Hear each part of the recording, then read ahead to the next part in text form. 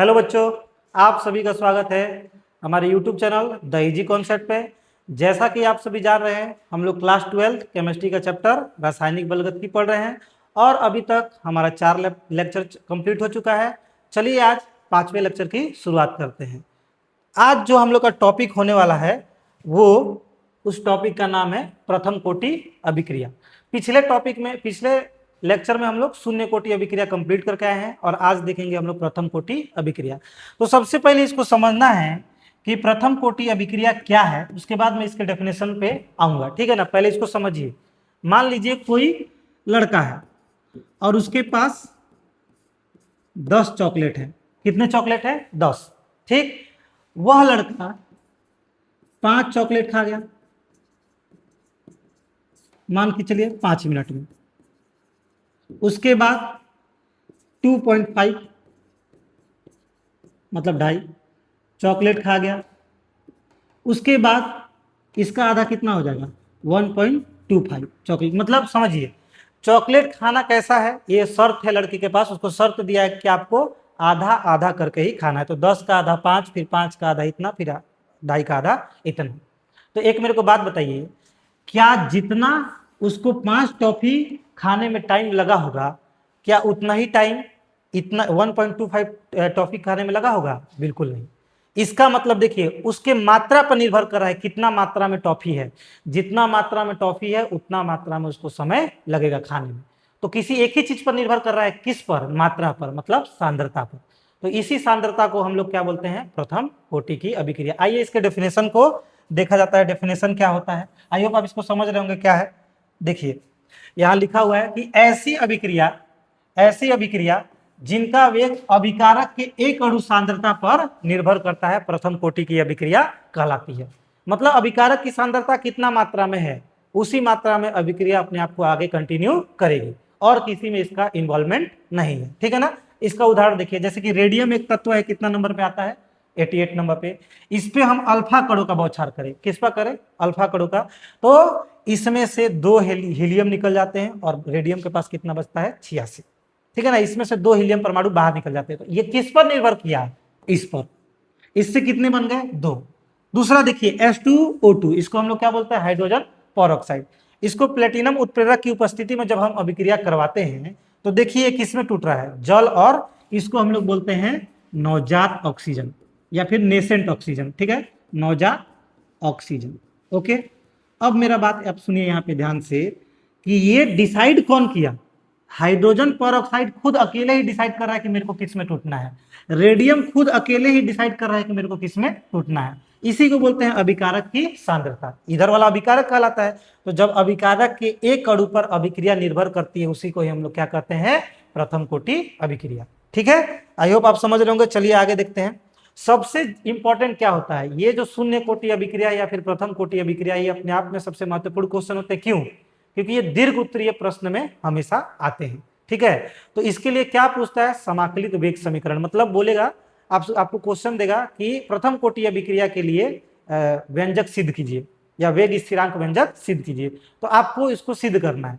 तो जैसा हम लोग शून्य कोटि अभिक्रिया में जिस नियम का पालन किए थे, उसी नियम के अनुसार हम लोग यहाँ पे इस प्रथम कोटि को भी सिद्ध करेंगे। चलिए, तो आप लोग को याद होगा कि शून्य कोटि अभिक्रिया में हम लोग क्या लिखे थे? सबसे पहले लिखे थे माना कि प्रथम कोटि अभिक्रिया है। माना कि प्रथम कोटि अभिक्रिया है। ओके, क्या है भाई प्रथम कोटि अभिक्रिया? कि इसमें एक अभिकारक ए है और वो अभिकारक अपने आप को बदल के क्या बना दे रहा है? उत्पाद। अब उत्पाद आप जो अपने मन से मान सकते हैं। इसके बाद में आपको बताया कि t बराबर 0 समय पर। इसका मतलब क्या होता है? प्रारंभिक। और उसके बाद t समय बाद मतलब कुछ समय बीत गया, जैसे 1 मिनट बीत गया, 2 मिनट बीत गया, 3 मिनट बीत गया। तो मैं आपको बताया था कि इस समय अभिकारक को ए मान लेना है। तो प्रारंभिक जब समय रहता है उस समय अभिकारक 100% रहता है, तो उत्पाद कितना रहता है? 0%।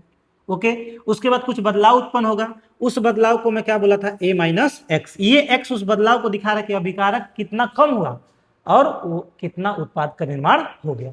तो वो उत्पाद x के बराबर ही ना बनेगा जी, वैल्यू के, उसके वैल्यू के इसको घटाएंगे तो जो वैल्यू आएगा उसी के बराबर बनेगा। तो उत्पाद हमारा क्या आ गया? x। क्या आ गया x। इसके बाद मैं आप लोग को बताया था एक नियम को फॉलो करना है आपको, जिसको बोले थे द्रव्यानुपाती क्रिया नियम। तो क्या लिखेंगे आप लोग, द्रव्यानुपाती क्रिया नियम से। ओके, और यह नियम क्या था याद कीजिए, यह नियम क्या था, यह नियम था dx अपॉन dt। ये हमारा क्या है, वेग, ये सांद्रता a के समानुपाती होता है। मतलब a क्या है यहाँ पे, अभिकारक। ठीक है, तो वेग अभिकारक की सांद्रता के समानुपाती होता है। ठीक है, अब यहाँ पे देखिए, इसके आगे कंटिन्यू करते हैं। ओके, देखिएगा ध्यान से। अब एक आप बात बताइए मुझे कि मैं आपको बताया था प्रथम कोटि, अब यहाँ पे इस चिन्ह को हटाएंगे, कांस्टेंट के चिन्ह को, तो ये क्या हो जाएगा, dx अपॉन dt बराबर k into A to the power n।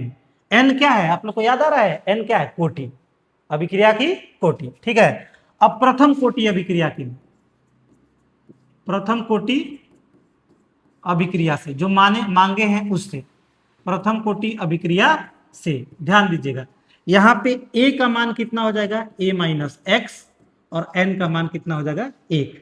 तब क्या हो जाएगा बताइए, तब क्या हो जाएगा, dx अपॉन dt। ओके, फिर k अपने जगह भी पे रहेगा, a के जगह पे हम लोग क्या रख देंगे, a माइनस एक्स, और उसका घात कितना हो जाएगा, 1। कितना हो जाएगा, 1, जो अपने आप में किसके बराबर है, dx upon dt is equal to k into A minus X. अब यहीं पास याद रखना है अगला स्टेप, यहाँ पे हम लोग क्रॉस मल्टीप्लिकेशन करेंगे। ओके, ए माइनस एक्स को यहाँ पे लेके आ जाएंगे और के डी टी को, मतलब डी टी को के पास लेके जाएंगे, तो हमारा क्या बनेगा, dx upon D T is equal to, sorry dx upon D T नहीं, यहाँ हो जाएगा dx upon A minus X is equal to K D T, और इसको मान लेंगे हम लोग इक्वेशन 1। यहां तक आप लोग समझ रहे हैं क्या कर रहे हैं, ये एज इट इज वैसा ही है जैसा हम लोग शून्य कोटि अभिक्रिया में किए थे। इसके आगे देखना है कैसे हम लोग जाएंगे, तो देखिए आगे बात करते हैं, यहां तक आप लोग नोट कर लीजिएगा। अब ये जो समीकरण 1 है, ठीक है, इसका समाकलन करेंगे, तो हम लोग क्या लिखेंगे, अगला पॉइंट हम लोग क्या लिखेंगे, समीकरण 1 का समाकलन करने पर, समीकरण 1 का समाकलन करने पर। ओके, क्या था समीकरण 1, समाकलन कर दीजिए, यहां था dx और यहां था a माइनस एक्स, यहां क्या था, a माइनस एक्स। इसके बाद देखिए इधर क्या था, k dt। पहले तो इस k को बाहर निकालिए, तो क्या हो जाएगा, dx upon a minus X is equal to k समाकलन dt। ओके, इतना तक कोई दिक्कत, समाकलन कर रहे हैं। अब यहीं पास आपको पहला चीज याद रखना है, इसका वैल्यू समाकलन dx upon a minus x, इसका वैल्यू होता है log e minus log e के बराबर, माइनस log e के बराबर। ठीक है ना, तो यहां पास आपको बस ये चीज याद रखना है। देखिए यहाँ पे क्या याद रखना है, इसको जब हम लोग समाकलन हटाएंगे, समाकलन का चिन्ह हटाएंगे, तो ये हो जाएगा log बेस e, ये हमारा यहाँ पे, इसको ध्यान रखना है ध्यान से, यहाँ पे a माइनस एक्स ऐसे लिख देना है, कुछ नहीं है, और यहाँ पे क्या रहेगा, के टी प्लस सी। इस चीज को आप लोग ध्यान रखिएगा, ये समीकरण बहुत जरूरी है, जिसको हम लोग क्या बोलते हैं, समीकरण 2। फिर से बता रहा हूं, इसको आप वैसे ही लिखेंगे। ओके, अब इसका वैल्यू आएगा, उसके बाद यहाँ पे आप पुट कर देंगे, तो अभी आपको समीकरण 1 और समीकरण 2 दिख रहा है। ठीक है, चलिए अब हम लोग आएंगे इसमें, अच्छा एक मिनट, इसका वैल्यू होता है लॉग ई के बराबर, एक सेकेंड, यहाँ पे इसका वैल्यू होगा ए के बराबर। ठीक है, अब यहाँ तक हो गया। अब चूंकि यहाँ पर अगला स्टेप में क्या बताया हूं कि जैसे ही आपको समीकरण 2 मिला, आपको मानना है, क्या मानना है, ठीक है, समीकरण 2 मानना है आपको,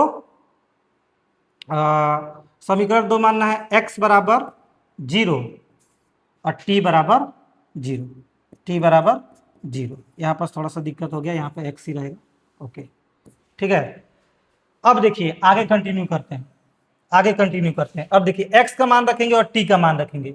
जब x का मान रखेंगे तो हमारा क्या निकल के आ जाएगा, माइनस लॉग ई ए माइनस 0, क्योंकि x का मान कितना लिए हैं, 0, k इंटू 0 प्लस सी, k इंटू 0 प्लस सी। ओके, अब देखिए इससे c का मान आप आसानी से निकाल सकते हैं, क्योंकि ये 0 हो जाएगा, तो c का मान आपको कितना निकल के आ जाएगा, माइनस लॉग ई ए।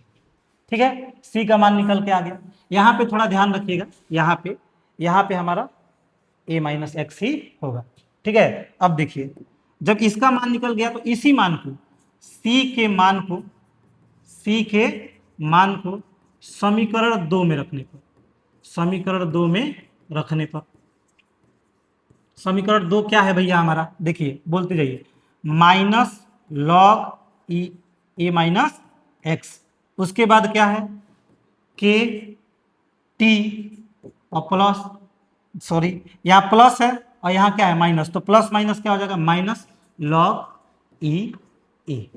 ठीक है, देखिए यहाँ पे वैल्यू, इस समीकरण में वैल्यू रख रहा हूँ, ये ऐसे ही रहेगा एज इट इज, के टी, सी के जगह पे हमको क्या रखना है, माइनस लॉग ई ए, तो यहाँ पे प्लस था, प्लस माइनस क्या हो गया, माइनस। ओके, अब इसको सॉल्व कर लीजिए तो आपको ये मिलेगा, के टी बराबर, इसको करेंगे तो प्लस में आएगा लॉग ई ए माइनस लॉग ई ए माइनस एक्स। ठीक है, अब आप लॉग का एक सूत्र जान रहे होंगे, यहाँ सूत्र का प्रयोग करना है, ध्यान रखिएगा कि लॉग एम और log N minus log N किसके बराबर होता है, लॉग एम बटा एन। तो ये हमारा काम करेगा एम का और ये काम करेगा एन का, उसी को आगे रख देना। चलिए कंटिन्यू करते हैं।